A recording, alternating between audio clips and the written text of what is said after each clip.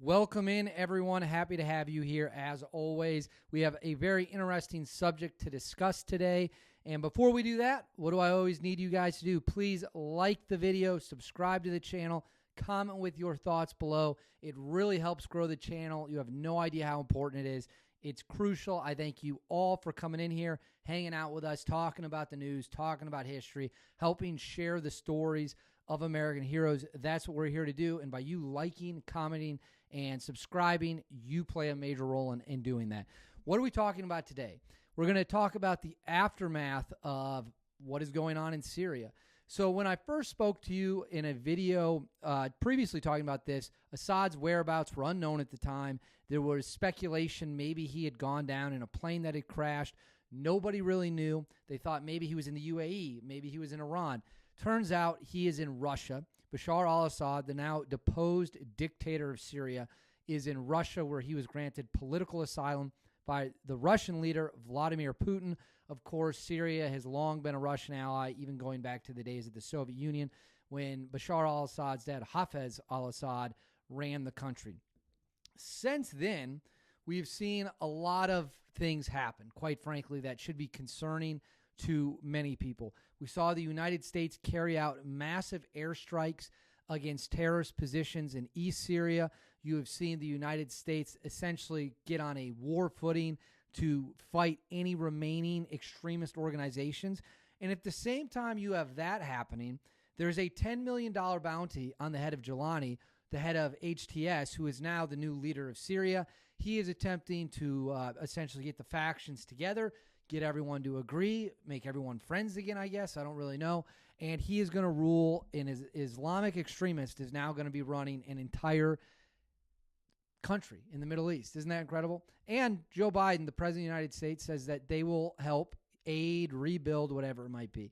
So where does that leave us? What could U.S. military operations look like? What could Delta Force, for example, do? I've heard some people say, is Delta Force on the move? Is Delta Force going to go out and do anything? Are they going to pop out and start smacking targets? And I actually am going to throw you guys a bit of a curveball here. I think Delta Force is going to have two major priorities now that in the post-Assad Syria that is now run by HTS, the Gilani era, if you will, even though who knows, maybe someone will take up the offer for $10 million to take him out. You never know. Crazier things have happened. So first, let's start with what has Delta Force and American Special Operations been doing in Syria for a long time? Well, there's two things. Number one, they've been with the Kurds. The Kurds are great allies of the United States, and Delta has been embedded with them. They've been embedded with Delta to fight terrorists, to fight the Assad regime, to fight whoever it might be. They've worked hand in hand. And I think you're pretty much just going to see that continue. I think you're going to see the Kurds continue their deep relationship with the United States. And it's also important the United States stays there with them if you're making that calculation, because Turkey hates them. And Turkey backs HTS. Now let's unravel this for a little bit. HTS, the ones who now run Syria, that's a declared terrorist organization by the United States government. We view them as terrorists. There's a $10 million bounty on the head of Gilani, who's the leader of them. Meanwhile, our NATO ally Turkey is the people that backed this, organized it, funded it, made sure it could happen. So our NATO ally Turkey literally funded a terrorist organization to overthrow the secular dictator of Syria with a group that the United States government views as a terrorist organization. Someone make that make sense. Can anyone make that make sense? The Turks, what they really want to do here is they would love to crush the Kurds. The Turks would absolutely love to crush the Kurds. They've had longstanding issues with the Kurds. They've had longstanding problems in that region of the country. And there's long been a movement to give the Kurds their own place, Kurdistan, which they kind of have now, even though it's not formally recognized or anything like that. So I think part one, you're going to see Delta Force, Special Operations. I'm sure there's Army Rangers and other stuff there too. They're going to stick with the Kurds to continue doing what they've been doing for a very long time. I think the status quo will essentially stay the same. I think Turkey would not be stupid enough to try to send tanks over the border into an area where you have United States Special Operations Forces conducting missions. And if they do, well, then we're in a whole different we're in a whole different ball game than the one we're in right now. But again, we don't know. Point two, ISIS and other terrorist organizations, not the terrorist organization that now runs the country, HTS, ISIS and other terrorist organizations still exist, right? They're still out there. They're still in Syria. There's still vast parts of the country that are essentially under nobody's control. The Russians have fled. The Iranian militias have fled. Hezbollah has fled. So you have everyone taking off for the hills, which is going to create a power vacuum. And I think you're going to see Delta be used as a scalpel more than maybe a massive sledgehammer when it comes to hitting these targets. They're going to pop out, hit them, pop out, hit them, pop out, hit them. They find out there's a person associated or a member of a group. Delta's going to come in, lay down some hate, lay down the hammer of justice, and take care of that business for them.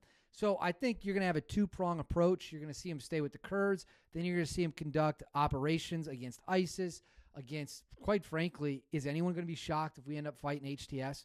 Will that stun anyone? If the people the Turks empowered, if the organization that Turkey put in power in Syria, is anyone going to be stunned when the time comes and we have to go in and fight them? No, because it's just a simple reminder that our good allies out there, they don't really care what we want. They don't really care what we think. So we have troops deployed to Syria right now, at least 900. I've been told the number is actually significantly higher than that, but they say it's 900. Let's just take them at the 900.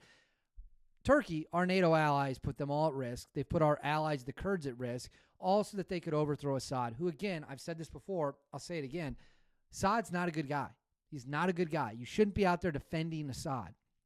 Now, is it fair to say, hey, I'd rather have this secular dictator than I would HTS, than I would Islamic extremists, than I would jihadis? Yeah, of course. I think that's actually what most people think. Not only that, Syria was no real threat. Iran's been weakened. Hezbollah's been weakened. They had no ability to project power. And furthermore, Bashar al-Assad had no intention of rolling tanks into Israel, Jordan, any other regional country, mostly because he didn't have the money or power to do such a thing.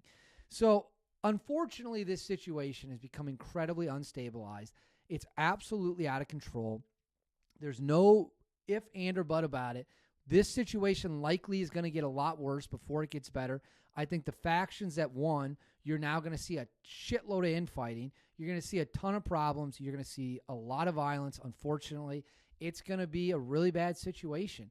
And I wish it wasn't. I wish that wasn't the case. But for the U.S. military, I think you're going to see what happened on Sunday, where they're just going to identify targets, pop out and hit them, pop out and hit them. They're going to be jumping out, dropping bombs, warheads on foreheads. You're going to have Delta conducting close missions, close quarter combat when they can find a target. That is my guess. Of course, we don't know. This is very much uncharted territory, but it's a new era in Syria. Assad is gone. He's not coming back.